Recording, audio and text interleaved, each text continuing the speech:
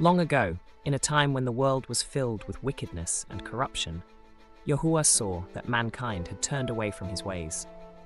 The fallen angels, known as the Nephilim, had mixed with human beings, creating hybrids and corrupting the pure bloodline of mankind.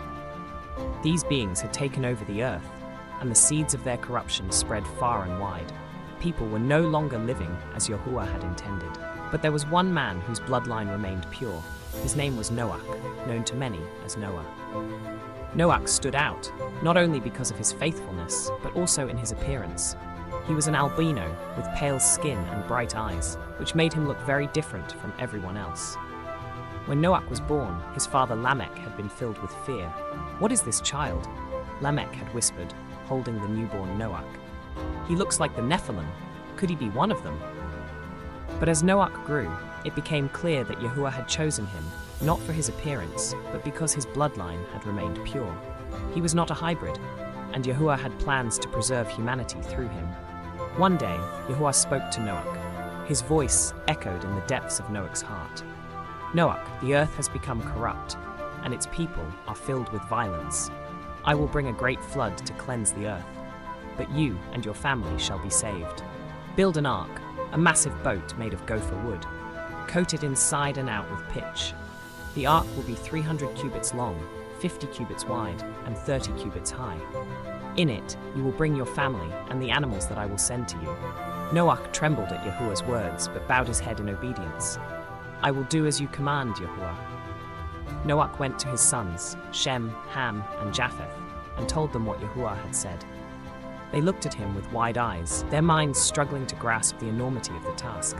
"Father," Shem said, his voice hesitant, "a flood, but there has never been rain. The people will think we're mad." "Let them think what they will," Noach replied firmly.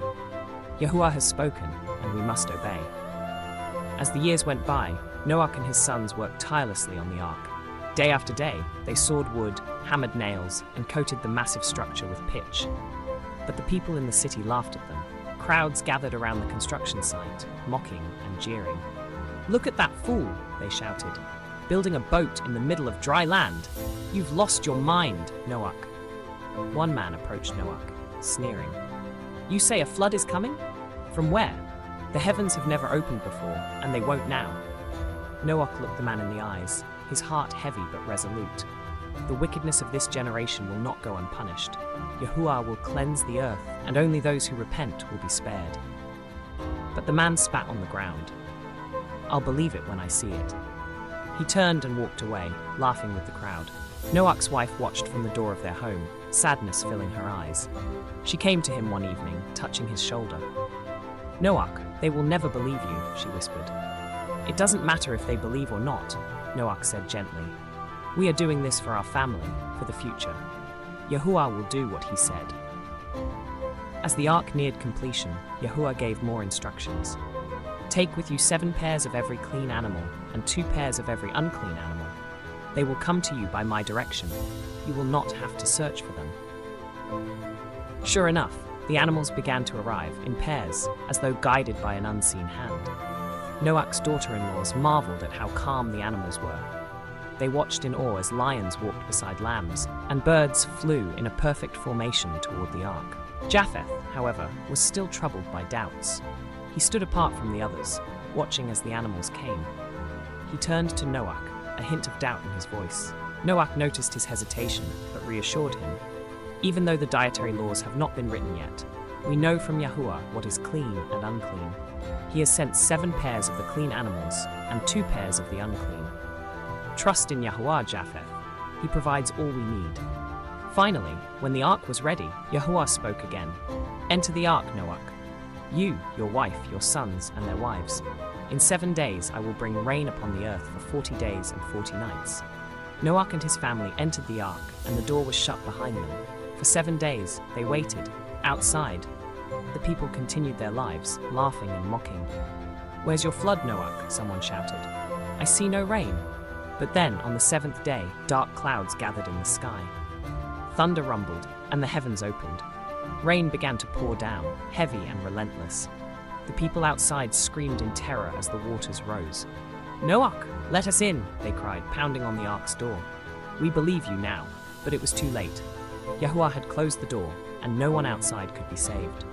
Inside the ark, Ham and Shem were helping organize the animals into their respective areas. Shem was calm and confident, but Ham noticed Japheth standing apart, staring at the animals with a troubled expression. Ham approached him. "Japheth, you seem troubled. What is it?" Japheth shook his head. I don't understand. How can all of this be real? It's like a dream, and now we have to live among these beasts. What if something goes wrong?" Ham sighed. "We've been building this ark for years, brother. Yahuah has guided us every step. He won't abandon us now." For 40 days and 40 nights, the rain poured down, covering the entire earth. Noach's family huddled together inside the ark, listening to the storm rage outside. Japheth stood at the window, watching the downpour. "It's really happening," he whispered to himself. Shem walked over and placed a hand on his brother's shoulder. "I know it's hard to believe, but Yahuah's judgment is righteous. He will protect us." Japheth nodded slowly, though doubt still lingered in his heart. Inside the ark, the sounds of rain and wind were deafening. Noach led his family in a prayer of thanks to Yahuah, despite the chaos outside. They knelt together, but Japheth hesitated before joining them. He looked around the ark, still trying to comprehend the enormity of what was happening. His mother noticed and gently took his hand. "Come, my son, Yahuah has spared us. Trust in him, and he will give you peace." Reluctantly, Japheth knelt beside his family. For 150 days, the waters remained on the earth. Noach and his family patiently waited, trusting Yahuah to guide them.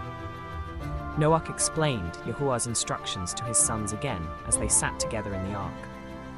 Yahuah has sent 7 pairs of every clean animal for eating and sacrifice, and 2 pairs of every unclean animal. We must honor his ways, even though the dietary laws have not been written. What is clean has always been clean, and what is unclean remains so. We are to preserve these animals for when we begin anew. Finally, Yahuah sent a wind to blow across the earth, and the waters began to recede. Noach opened a window and sent out a dove. The first time, the dove returned with nothing.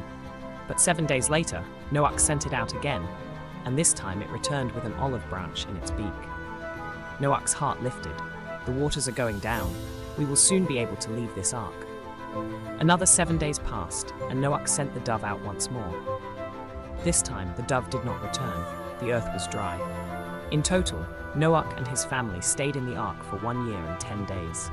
After that long time, Yahuah told them to leave the ark. Noach, his wife, his sons, Shem, Ham, and Japheth, and their wives all stepped out onto dry land. The earth was fresh and clean, and Yahuah had given them a new beginning. Japheth lingered behind, still processing everything they'd been through. Shem walked over, placing a hand on his brother's shoulder. "Look at the world, Japheth. Yahuah has given us a second chance." Japheth nodded slowly, finally letting the reality sink in. Yes, he has. Noach built an altar and offered sacrifices to Yahuah using some of the clean animals he had brought with him. The smell of the offering rose up to the heavens, and Noach prayed, thanking Yahuah for his mercy. As the rainbow stretched across the sky, Yahuah's voice echoed in Noach's heart. "This is my covenant, Noach. Never again will I destroy the earth with a flood. But next time, when mankind has fallen again, the earth will be destroyed by fire. This rainbow is a sign of my promise to you and to all the earth. I will remember my covenant forever." Japheth turned to his father, his voice soft. "I didn't believe, not like you did. I doubted Yahuah's plan. But now, I see his power, I see his mercy." Noach smiled, placing a hand on his son's shoulder. "Yahuah is patient, Japheth. He knew your heart, and he has brought you through this trial to strengthen your faith." Through Noach's 3 sons, Shem, Ham, and Japheth, and their wives, the earth was repopulated. Yahuah had preserved a pure bloodline, through which the Messiah would one day come and bring salvation to the world.